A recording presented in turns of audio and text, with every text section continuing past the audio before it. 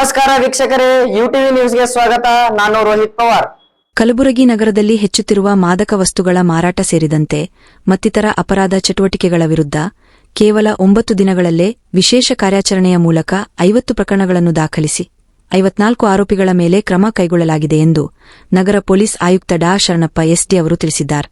ನಗರದ ಪೊಲೀಸ್ ಆಯುಕ್ತಾಲಯ ಕಚೇರಿಯಲ್ಲಿ ಸುದ್ದಿಗೋಷ್ಠಿಯಲ್ಲಿ ಮಾತನಾಡಿದ ಅವರು, ಕಮಿಷನರೇಟ್ ವ್ಯಾಪ್ತಿಯ ವಿವಿಧ ಪೊಲೀಸ್ ಠಾಣೆಗಳಲ್ಲಿ ಜ 1 ರಿಂದ 9 ರವರೆಗೆ NDPS ಕಾಯ್ದೆಯಡಿಯಲ್ಲಿ 50 ಪ್ರಕರಣಗಳನ್ನು ದಾಖಲಿಸಿ 613 ಗ್ರಾ ಗಾಂಜಾ 300 ರು ನಗದು 1 ಒಪ್ಪೋ ಮೊಬೈಲ್ ವಶಕ್ಕೆ ಪಡೆಯಲಾಗಿದೆ. RG ನಗರ ಪೊಲೀಸ್ ಠಾಣೆಯ ವ್ಯಾಪ್ತಿಯಲ್ಲಿ ವ್ಯಕ್ತಿಯೊಬ್ಬ ತನ್ನ ಲಾಭಕ್ಕಾಗಿ ನಗರದ ವಿವಿಧೆಡೆ 8,23,000 ಮೌಲ್ಯದ ಮಾದಕ ವಸ್ತುಗಳನ್ನು ಮಾರಾಟ ಮಾಡುತ್ತಿದ್ದ ವೇಳೆಯಲ್ಲಿ ರೆಡ್ ಹ್ಯಾಂಡ್ ಸೆರೆ ಹಿಡಿಯಲಾಗಿದೆ. ಆತನಿಂದ 12,600 ಸ್ಟ್ರಿಪ್ಸ್ ಹೊಂದಿದ ಮಾತ್ರೆಗಳು, 240 ಬಾಟಲ್ ಸೇರಿದಂತೆ 105 ಗ್ರಾ ಗಾಂಜಾ ಕೂಡ ವಶಕ್ಕೆ ಪಡೆಯಲಾಗಿದೆ ಎಂದರು. ಖಾದ್ರಿ ಚೌಕ್ ಸಮೀಪದ ಇಕ್ಬಾಲ್ ಕಾಲೋನಿಯ ನಿವಾಸಿ ಮಹಮ್ಮದ್ ಮಸಿಯುದ್ದೀನ್ ಮೈನುದ್ದೀನ್ 30 ಎಂಬಾತನೇ ಈ ಪ್ರಕರಣದಲ್ಲಿ ಬಂಧಿತನಾಗಿರುವ ಆರೋಪಿಯಾಗಿದ್ದಾನೆ. ಈತ ಮೊದಲು ಸಂಬಂಧಿಯೊಬ್ಬರ ಲೈಸೆನ್ಸ್ ಅಡಿಯಲ್ಲಿ ಮೆಡಿಕಲ್ ನಡೆಸುತ್ತಿದ್ದ.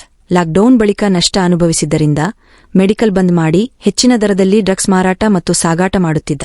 ಈತ ಮಾರಾಟ ಮಾಡುವ ಮಾದಕ ವಸ್ತುಗಳು ಬಿಹಾರ ರಾಜ್ಯದಿಂದ ಆಮದು ಮಾಡಿಕೊಳ್ಳುತ್ತಿರುವುದು ಪ್ರಾಥಮಿಕ ತನಿಖೆಯಿಂದ ತಿಳಿದುಬಂದಿದೆ ಎಂದು ಮಾಹಿತಿ ನೀಡಿದರು. ಮಾದಕ ವಸ್ತುಗಳ ವಿರುದ್ಧ ನಗರ ಪೊಲೀಸರು ವಿಶೇಷ ಕಾರ್ಯಾಚರಣೆಗೆ ಇಳಿದಿದ್ದು 9 ದಿನಗಳ ಯಶಸ್ವಿ ಕಾರ್ಯಾಚರಣೆಯಲ್ಲಿ ತೊಡಗಿದ ಪೊಲೀಸ್ ಅಧಿಕಾರಿ ಸಿಬ್ಬಂದಿಯವರಿಗೆ ಅಭಿನಂದನೆ ಸಲ್ಲಿಸುವುದಾಗಿ ಕಮಿಷನರ್ ಡಾ ಶರಣಪ್ಪ ಎಸ್ಡಿ ಅವರು ತಿಳಿಸಿದರು.